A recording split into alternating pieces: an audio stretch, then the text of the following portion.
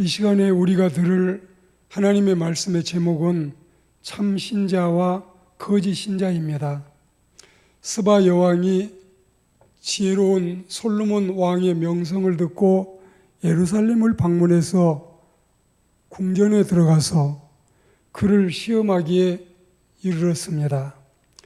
임금이시여, 저기 꽃 두 송이가 있습니다. 한 송이는 살아있는 생화요, 또 한 송이는 멀리서는 똑같아 보여도 사실은 꾸며 만든 조화입니다. 어디 한번 알아맞혀 보세요. 이 질문이 떨어지자 벌과 나비를 가져오게 해서 그들을 시켜서 구별해 냈습니다.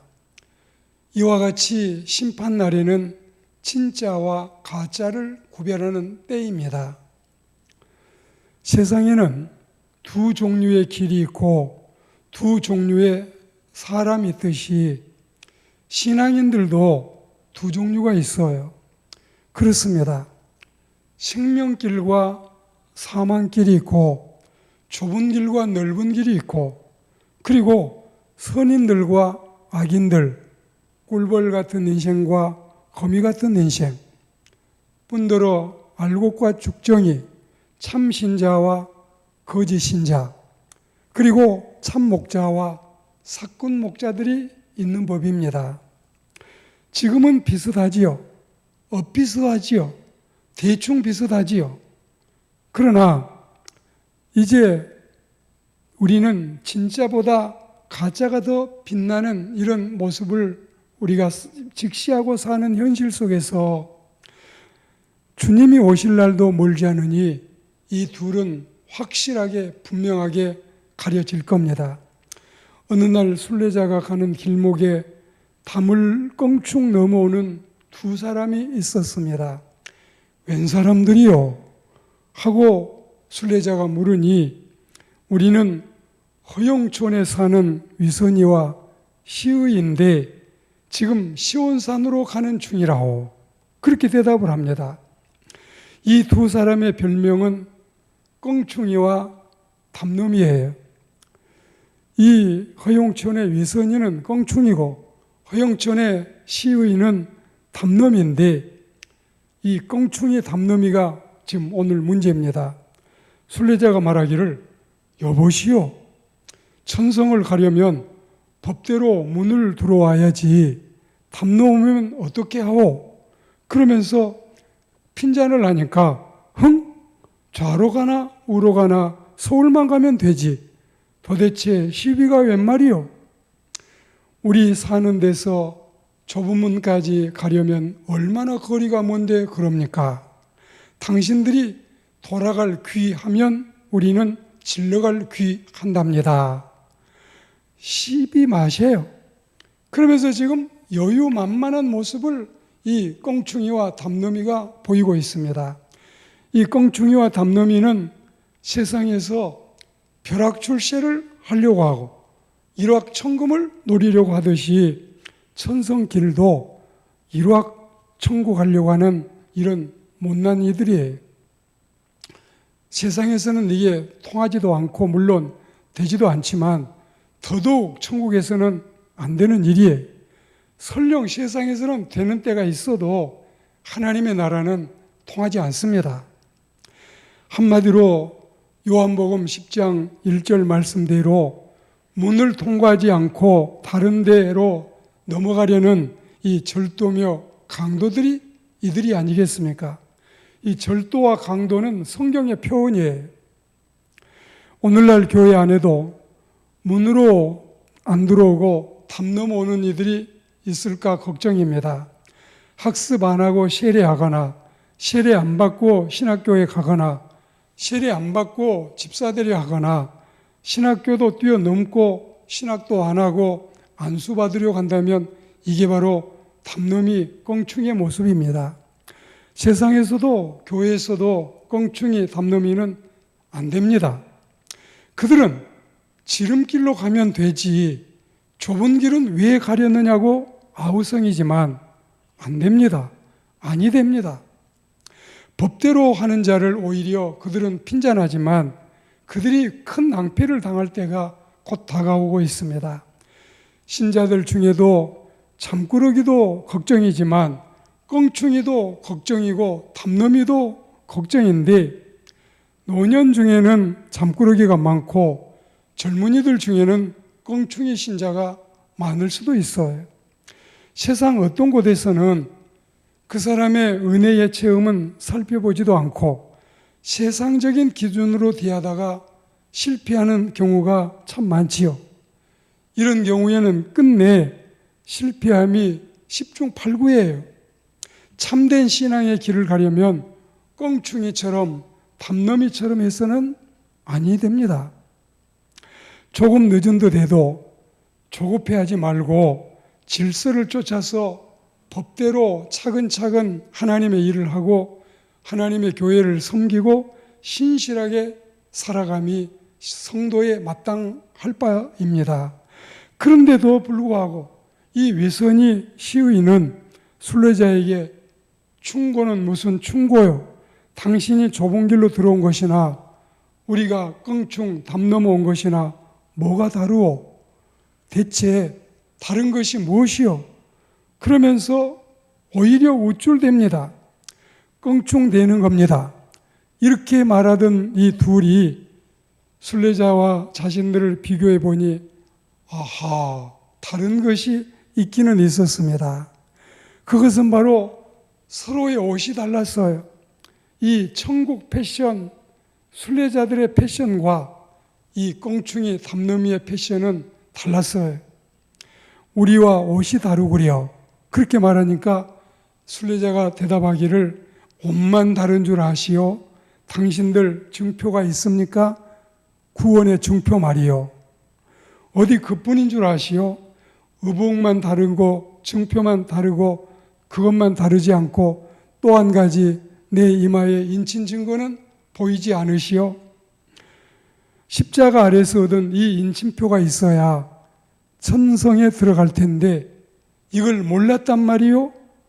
그렇게 말하니까 이 말을 잘 듣고도 두 사람은 계속 고집을 부리고 있습니다. 우리는 증표나 인침표는 없지만 우리는 그대로 가겠다. 그러면서 끝까지 따라 나섭니다. 뭘 모르는 그들은 또 나도 교인이요. 하나님 계시는 곳, 그곳으로 나도 가고 있지요. 그러면서 노래 곡조대로 할렐루야, 할렐루야는 잘도 해댑니다. 오늘날도 이런 이들 분별이 쉽지 않지요. 지상교회는 알곡과 가라지가 항상 섞여 있어요. 이 유형교회는 언제든지 가짜와 진짜가 공존하고 있습니다. 그러나 그 열매를 보면 그 나무를 아는 것이니 내버려 두어도 조만간 결판이 나고 말 겁니다. 외적인 모습으로 신자의 모습을 가졌지만 그들에게는 꼭 있어야 될 구원의 증표도 없고 하얀 세마포도 없고 성령의 인침받은 것도 없으니 한심하지요.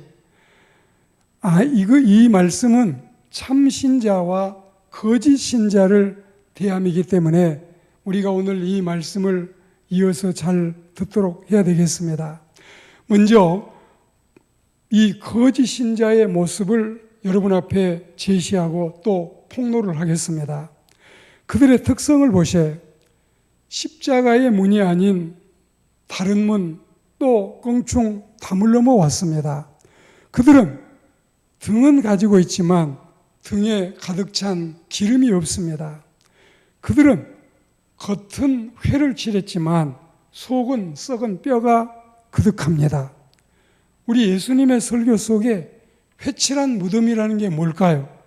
이 회를 칠해서 밖은 이 인테리어, 아우테리어를 잘해서 잘 꾸며져서 사람들이 보면 그럴싸해 보이지만 속은 썩은 뼈가 있다 이거예요. 그들은 알맹이 신자가 아니라 죽정이 신자입니다. 그들은 단순히 믿는다 했지 예수님의 영이 없고 진정한 신앙의 고백이 없었던 겁니다. 그들은 청함은 입었다고 했지만 택함을 받음이 없었습니다. 그들은 구원받을 만한 믿음의 소유자가 아니었습니다. 이 말씀들은 충분히 로마서나 마태복음에 나와 있는 하나님의 말씀을 여러분들에게 전하는 것입니다. 그리고 그들의 결과는 가라지기 때문에 바람에 날려서 불 속에 들어가게 될 겁니다. 모래 위에 세운 집이기 때문에 홍수에 허물어져 내릴 겁니다. 나무로 지었기 때문에 불로 심판을 하면 견디지 못하고 불에 다 타고 말 것입니다. 바깥 어둠에 쫓겨나서 슬피 울며 이를 가하는 시간이 올 것입니다. 영원히 후회하며 저주스러운 운명에 처해질 것입니다. 이 말씀도 성경 속에 다 나와 있는 진실한 하나님의 진리의 말씀이에요. 그러니 두 번째로 우리는 모두가 거짓 신자 아닌 참 신자가 되어야 되겠습니다. 그러면 참 신자의 모습을 여러분에게 소개할까요? 들어보십시오. 참 신자는 정식으로 정문을 통해서 들어왔습니다. 요한복음 10장 9절 말씀이지요. 그리고 학습과 세례 성경 말씀을 제대로 배운 정통파 신자들입니다. 신앙의 과정이 정당해요. 그리고 등에 기름을 가득 채우듯이 성령의 은혜가 충만한 사람들입니다. 마태복음 25장 4절을 보십시오. 그리고 가는 길이 힘들고 어려워도 끝까지 이 길을 포기하지 않고 좁은 길을, 생명의 길을, 영생의 길을 왔던 사람들이 이들입니다. 마태복음 7장 13절을 보십시오. 주님의 택함을 받아서 이마에 인침이 있습니다. 요한계시록 14장 1절에 이 말씀이 있지요. 그리고 어린 양이 어디로 인도하든지 따라다니는 자들이었습니다. 요한계시록 14장 4절 말씀입니다. 신랑으로 오실 우리 예수 그리스도를 믿음으로 기다린 신부들이 바로 이들이었습니다. 요한계시록 22장 20절에 이 말씀이 있지요. 그리고 이 참 신자들에게 준비된 상급, 이 가짜 신자들에게도 이런 배당이 있었지만 진짜 우리 참 신자들에게는 진정한 하나님의 은총이 배당이 되는데, 알곡 신자로 거뜬히 천국에 입성하고 노아의 가정처럼 세상이 망할지라도 거뜬히 구원을 받고 천국에서 주와 함께 영원한 생명을 누리게 되고 하늘의 면류관과 하늘의 상급을 차지하게 되고 주님의 위로와 그리고 주님과 함께 왕노릇하는 은총을 누리게 되고 천성의 영원한 행복과 기쁨이 우리의 차지가 되고, 그리고 최후의 승리는 죽정이가 아닌 알곡 신자의 몫이라는 사실을 마태복음 25장 46절에 분명히 밝히고 있습니다. 이 놀라운 진리를 듣고 배우고 깨달은 우리는 바로 알고 바로 믿고 바로 살아서 우리 모두가 가짜가 아닌, 거짓이 아닌 참된 알곡, 진정한 알곡 신자들이 되기를 주의 이름으로 권면합니다.